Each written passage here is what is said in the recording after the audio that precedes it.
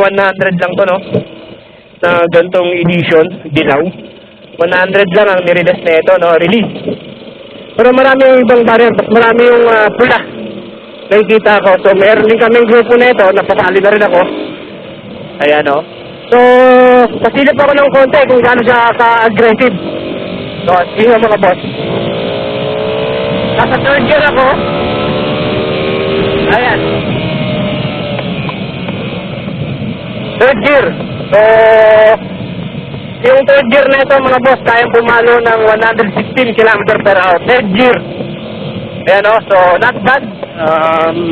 May backfire lang tayo kasi naka-calcal pipe ako. Yan. Ayan o, pak. Okay, no? So, well, kasi nung nakuha ko to kanya na eh. And then, siguro, i-ano rin natin yan. Lalagyan natin ng resonator or may mga adjustment tayong dapat baguhin. Ayan, so, service road lang tayo. At wala namang ganong traffic ngayon, sigurado. Gabi na. Ayan, alright, no? Okay, let's go. Ayan, so, pinasilip ko lang kayo konti kung gano'ng kalakas si RX3. So, yung mga fast ride namin, ng mga, kasi tagaytay lang kami. Kasama ko ang SPR, no? Shoutout pala sa SPR. SPR is, silang big bike riders, no? So, puro silang naka-inline 4. Ako lang nakagantot. At so, paano naman, nakakasabay ako, nakakabuntot. Hindi naman ako nakapag-iwanan. Charot. Ayan, no? Okay, pasilip ulit.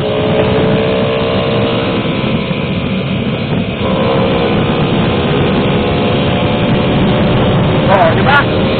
Kwarta. Yan yung kwarta niya, mga boss, ha? Okay, pumalo ng 134 yung kwarta. No? Not bad. May dawa pang gear. So, huwag mong gayahin, ha? Pinasilip ko lang sa inyo kung gaano ka-aggressive yung hatak. No? Kaya sa kabila ng kanyang kabigatan, kaya niyang tumakbo ng ganon. Diba? May mga box tayo sa likod. 3 box.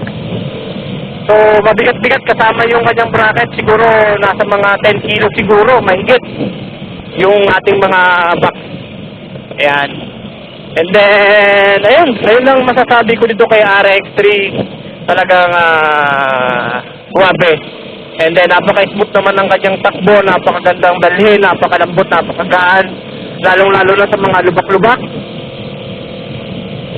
Hindi mo masyadong mararamdaman at pagdating sa mga long drive, sigurado, hindi tayo masyadong mapapagod dito.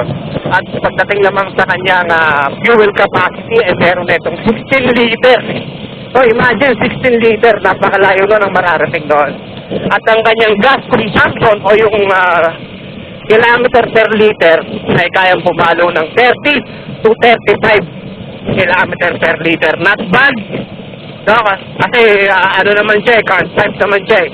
Siguro kung naging F9 to, baka mas tipid pa. So, di ba? Ayan. So, kung kayo ay nagbabalak na bumili ng isang RX3 at sorry, pero wala na tayong makikitang RX3 na brand new, no? For second hand na lang. So, may pang ilan-ilan ako nakitang nagbebenta. Nag-range ng 100 to 120,000. Second hand, no? Yun na siguro ang pinaka 15 model, 16 model. Ito kasi nakuha ko ay 17. Siguro ito na yung last na nirelease ni Motorstar. So, ayun lang mga sir. Pagdating naman sa mga pyesa, wala namang problema kasi meron siyang mga compatible. Meron siyang kaparehas. Kaya wala tayong dapat ipag-alala. May mga kaparehas siya. Halo-halo nga lang. Okay lang yan. So, normal na yan sa isang China bike. Talagang ganun talaga. Halo-halo ang pyesa. Importante, meron tayong nabibiling pyesa. No? Yung appearance ng makina nito mga sir ay halos pwede mo i-compare sa isang TRF 250. No, kasi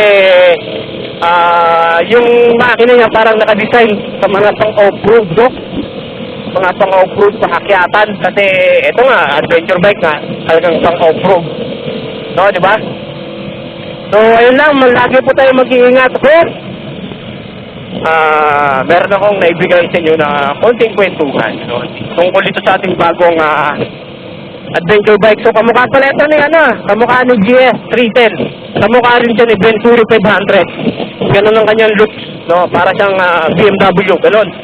Alright, so please don't forget to like and share at subscribe na rin ang ating mga channel, pati ang aking Facebook, mga sir, mga guys. Kayo pong bahala sa aking channel. See you soon. See you on my next video. Peace sa inyo lahat, mga sir.